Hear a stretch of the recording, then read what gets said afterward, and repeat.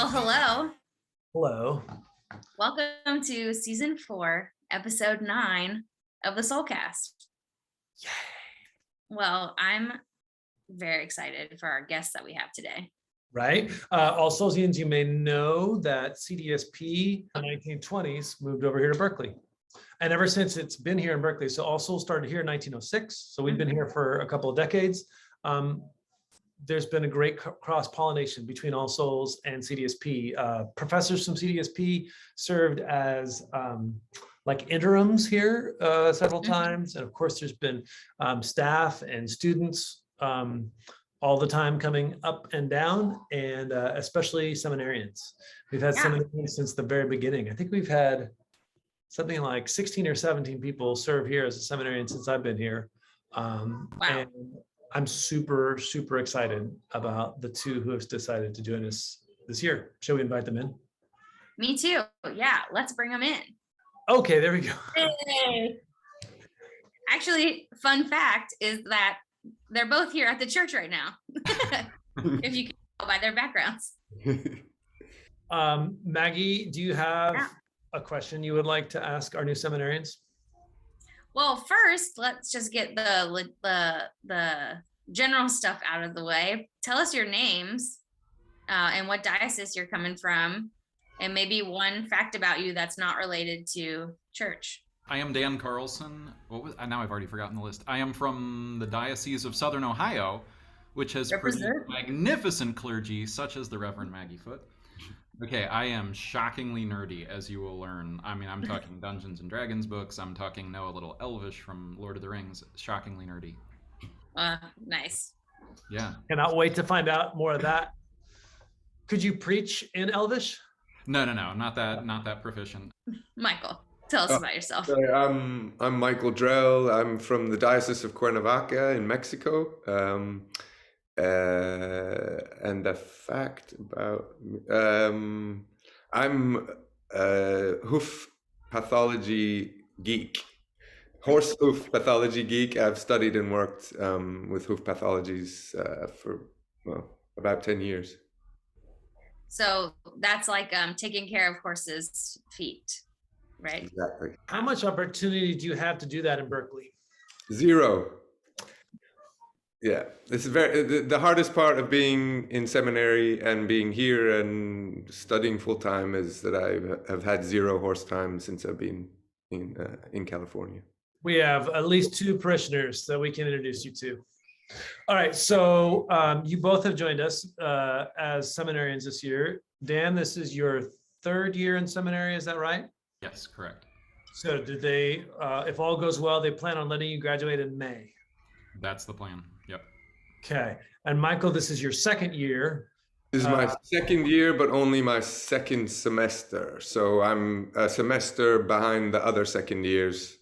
And I probably want to do an MA as well as the MDiv and maybe doctoral work. So I might be here forever. Fantastic. What are your classes this year? Each of you, like, what are you taking this semester, and what do you think is the class that's going to really call a lot out of you? Wow. Well, my classes are a leadership and ministry class, which is sort of, I don't know, the classroom side of field education, Christian ethics, liturgics.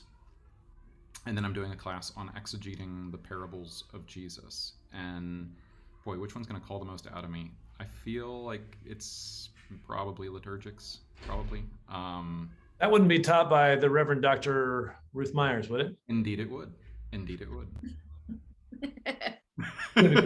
Fantastic. I know. Right.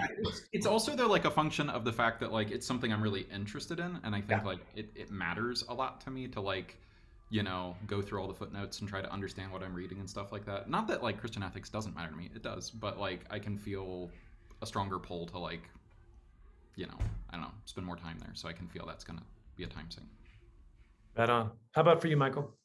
Sorry, I wrote them down so I don't forget, but I've got field ed, which is the class component of this mentorship here. Internship. I'm doing a class down at the Lutheran school on Central Street, which is Spanish for worship. and I'm doing history, a church history class. And then I'm also doing a theology class taught by a professor who's also a parishioner here, Professor McDougall. And that would definitely also be the one that is going to not require, but some other word similar, a lot of energy, time, and luckily for me, I think there's a lot of passion for that topic, and it kind of is an overarching one for all of this. Awesome. Yeah. Good. Yeah, both of you signed on board here as seminarians, knowing that you would have professors with you on Sunday mornings and listening to your homilies and serving with you as chalice bearers and all that fun. And so I'm appreciative that you have said yes with that. I'm not going to say in spite of it, because I think it's actually a wonderful opportunity and something that I think you're both absolutely ready for. And braver than I was. I wouldn't have touched this church with a 10-foot pole when I was at CDSP. I came one time and I was like, oh, here's all my professors. Gotta go. And now look at me. And now look at you. How the tables have turned. I know. It's wild. Bonkers. I have a question. We were talking about this in a call yesterday related to the parish retreat, and we're going to be having this, as you know, the parish retreat is this weekend, and we have a big focus on storytelling. And one of the question prompts we were talking about is like, what crossroads are you at in your life?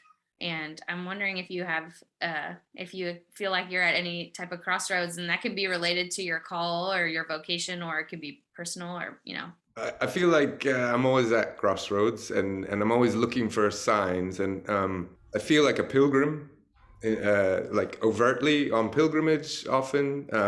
But in general, life, it feels like that to me. And I walk a lot, and I require a lot of movement for my faith and for my physical understanding of the world around me and my relationship with God.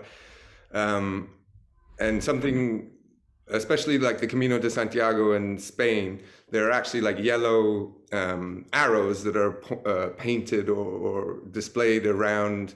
Sometimes they're very hard to find. You might be in an urban center and looking for, where does this Camino go through this city? Or sometimes you might be wandering in more countryside, and there's a sense of panic that comes over me at one point after a while of not seeing a sign.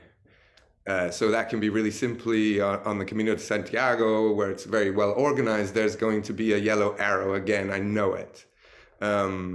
And in the rest of life, it's sometimes not that clear. But I feel like this term being back in person and chapel being open again, and worshiping and singing and chanting alongside my fellow seminarians in my community is just a huge crossroads of everything that I was looking for about seminary that really was not there last term. And so there's a huge sense of awe and gratitude at the same time as it is more exhausting. Even though I was complaining all last term about this sort of life, it was easy to have my bed right there, my toilet right there, my fridge and microwave right there, and this is all my classroom, all my chapel, all my meetings. So I'm at that crossroads of figuring out how to do the physicality again, which is everything I need and is also exhausting and daunting, but exciting. So thank you. I mean, the low-hanging fruit is I'm starting into my third year of seminary, and I literally have no idea, what my ministerial life will look like, a year from now. Like it's a very blank sheet of paper. So that is an interesting space to stand in when you're that close to the unknown. But I think actually, if I was going to think about what occupies my thought, because weirdly that doesn't occupy my thought as much as maybe it should.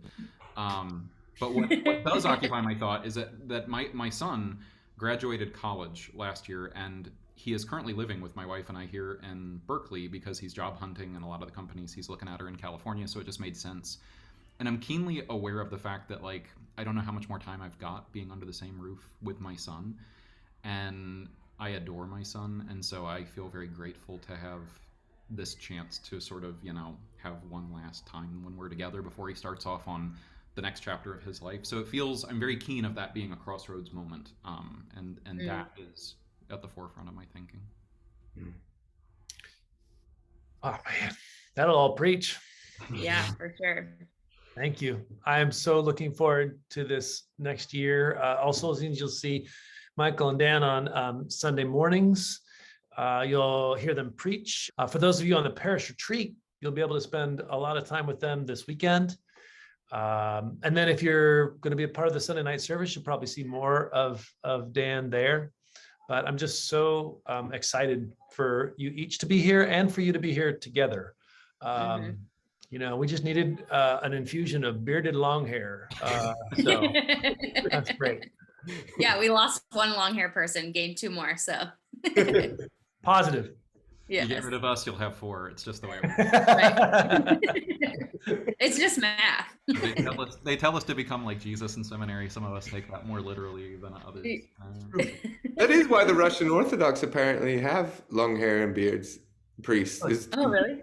Because they believe that the aesthetic of Jesus is important for the priest to copy. But I just heard that from someone. I'm not a professor, so don't take me on that. I feel like I've heard the same thing, the same argument for only men being ordained. So, you know.